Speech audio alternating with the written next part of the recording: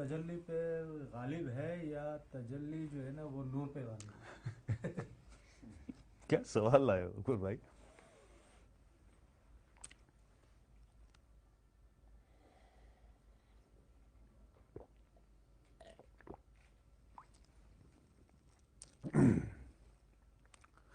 اکبر بھائی اس کے چند لفظوں میں اس کا جواب ہے کہ نور کی لپک کو تجلی کہتے ہیں.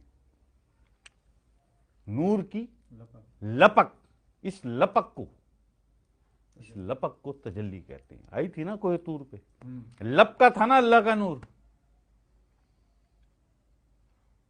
وہی اللہ کا نور جب قلب سلیم پر ایک تجلی نظر بھر کے دیکھتا ہے اللہ، تو اس کے دیکھنے سے وہ تجلی، اس کا نور لپکتا ہے. اور لپک، نور کی لپک جو ہے وہ تجلی ہے، وہ تجلی تیرے قلب سلیم پہ آتی ہے اور قلب سلیم قلب منیب ہو جاتا ہے.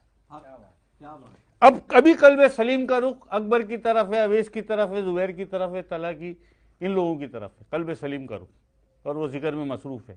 لیکن جب تجلی گرتی ہے تو قلب منیب قلب شہید ہو جاتا ہے. اپنی منزلیں پوری کر کے قلب سلیم، اپنی منزلیں پوری کر کے یہ قلب سلیم سے قلب منیب ہو جاتا ہے، یعنی اس کا رخ اللہ کی طرف ہو جاتا ہے.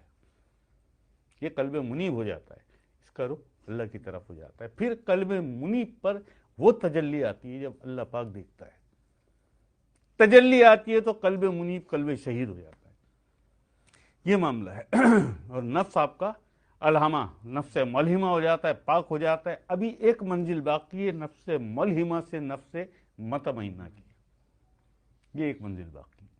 وہ بھی شیخ آپ کا کرا دیتا ہے، اگر طاقتور ہے تو کرا دیتا ہے.